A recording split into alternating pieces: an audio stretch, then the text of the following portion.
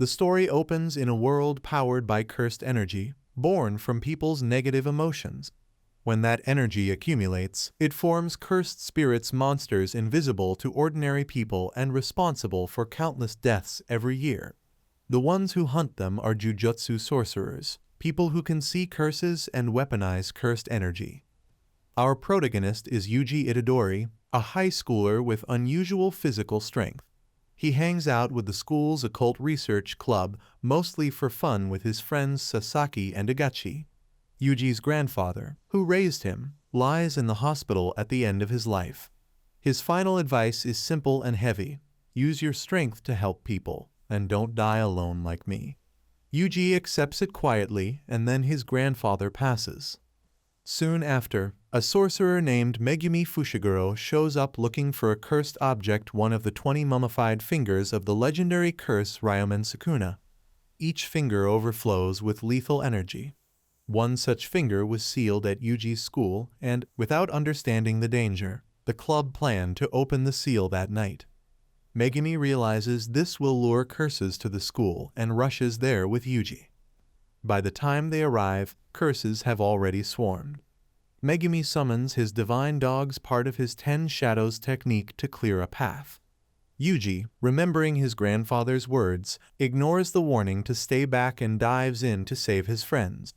They fight, but a special grade-level presence crashes the scene and overwhelms them. Desperate, Yuji does the unthinkable. He swallows Sukuna's finger. Power floods his body. He destroys the curse in one blow. But there's a cost: Sukuna's soul awakens inside him.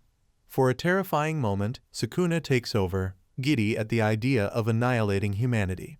Against all odds, Yuji wrests back control. It's a 1-in-a-million outcome. At that point, Satoru Gojo, the strongest sorcerer alive, arrives. By law, anyone who ingests a cursed object like Sukuna's finger is to be executed immediately. Gojo, however, proposes a different plan. If Yuji can serve as Sukuna's vessel and consume all 20 fingers, then they can kill Yuji afterwards and erase Sukuna completely. It's grim, but it could save countless lives. Yuji agrees. Helping people is exactly what he promised. Yuji transfers to Tokyo Jujutsu High. His first-year classmates are Megumi and Nobara Kuchisaki, a sharp, fearless girl from the countryside who came to Tokyo to chase her own purpose. Gojo tests Nobara and Yuji inside a haunted building. Yuji shows raw power with a cursed tool. Nobara uses nails and a straw doll to exorcise a spirit holding a child hostage. They pass, but the real danger lies ahead. On their first real mission, the trio faces a special grade curse that had eaten one of Sukuna's fingers.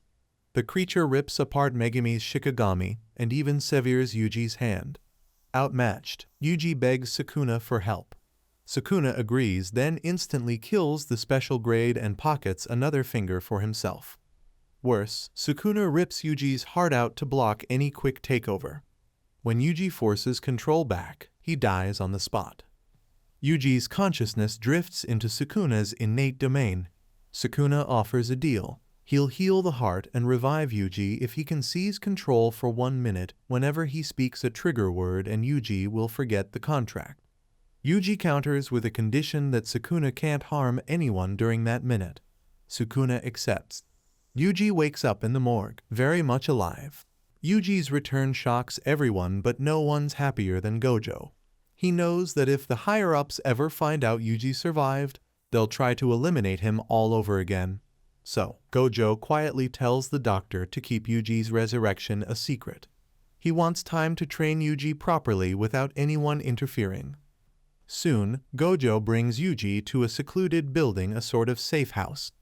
There, he begins teaching Yuji the basics of controlling cursed energy. Gojo explains that cursed energy is born from negative emotions like anger, fear, or sadness. Ordinary people can't control it, but sorcerers learn to channel that negativity into power no matter what they're feeling at the moment. To help Yuji practice, Gojo hands him a small doll and stacks of movie DVDs.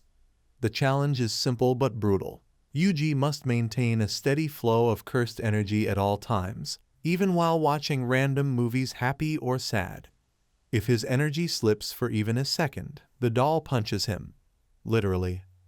And so, Yuji begins his relentless training, getting smacked over and over whenever his emotions waver. Meanwhile, Gojo leaves to attend a meeting with the principal. But halfway there, he senses something off. Someone's following him. He stops the car, steps out, and sends it ahead. The next moment, a special grade curse ambushes him. Its name is Jogo, a creature born of volcanic rage, and it attacks immediately, unleashing a massive eruption of lava. But when the smoke clears, Gojo stands completely unharmed. Intrigued, he realizes this curse isn't mindless, it can actually talk, and its cursed energy feels enormous, almost rivaling Sukuna's. Jogo launches another round of fiery attacks, convinced he's won. But Gojo suddenly appears behind him and says calmly, "Between you and me lies infinity." That's when Jogo learns about Gojo's terrifying ability, the Infinity Shield, a barrier that makes it impossible for anything to physically touch him. Every strike, every explosion, stops inches away. Then Gojo decides it's his turn to fight. He moves at blinding speed, tearing through Jogo's defenses, striking him again and again before hurling him into a nearby river. Beaten and terrified, Jogo finally realizes he can never defeat someone like Gojo. But Gojo isn't done yet. He teleports Yuji to the battlefield, eager to show him something important: domain expansion. He explains that a domain expansion lets a sorcerer manifest their inner world into reality by flooding it with cursed energy. Anyone trapped inside becomes the caster's target, unable to dodge a single attack. Jogo, desperate to regain control, opens his own domain, a burning hellscape of molten lava, and traps both Gojo and Yuji inside. Gojo calmly tells Yuji that within a domain, the user's abilities multiply, but so do the risks. Normally, his Infinity Shield wouldn't work here, but Gojo smiles and says, "There's an easier way to win." He removes his blindfold.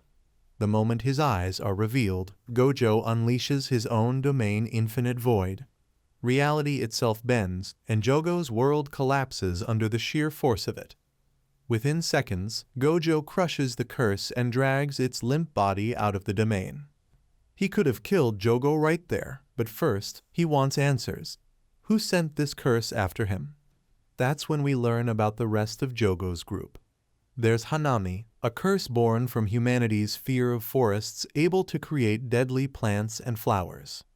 Then there's Dagon, a sea-born curse whose domain resembles a dark ocean. Their leader, Mahito, is the most disturbing of them all, a curse born from human hatred itself. His ability allows him to reshape souls, twisting people's bodies in horrific ways. And finally, there's Guido, a human sorcerer who once stood beside Gojo as his closest friend. Everyone believes Guido is dead, but somehow he's alive and now leading the curses. From a distance, Hanami and Guido watch Jogo's defeat. To help him escape, Hanami covers the battlefield with a garden of flowers, distracting Gojo and Yuji just long enough to snatch Jogo's head and retreat. They regroup inside their hideout, a hidden domain, and realize something important: none of them can kill Gojo in a fair fight. That's when Guido reveals his plan to seal Gojo inside the prison realm, a cursed object that traps its target in another dimension. But they'll have to wait until October 31st to execute it. Back at the school, Gojo is disturbed by how well the curses are coordinating. He tells Yuji it's time for serious training because soon he'll have to compete in the Goodwill event, a battle between sorcerer schools. Yuji doesn't even know what the event is yet, but he agrees. Months pass. Through constant training, Yuji finally learns to harness cursed energy effectively. To test him, Gojo sends Yuji on a mission with Nanami, a grade 1 sorcerer and one of the few people Gojo fully trusts. Together, they investigate a gruesome crime. 3 students found dead inside a movie theater, their bodies twisted in impossible shapes. Clearly, this was the work of a curse. From the clues, Nanami deduces 2 things. 1. A student named Junpei was present during the killings. And 2. The killer deliberately left hints behind, as if he wanted to be found. Following the trail, Nanami eventually encounters the culprit Mahito. Mahito isn't interested in hiding. He experiments on humans, reshaping their bodies just for fun. Now, he wants to see if he can do the same to a sorcerer. Their battle begins. Nanami's technique lets him spot the weak points of any enemy, but Mahito's shifting body makes it hard to land a fatal hit. In the end, both survive. Nanami escapes, while Mahito is buried under debris, still alive. We'll find out in the upcoming episode. Don't forget to like, share, and subscribe for more such recaps. See you soon in the next mystery.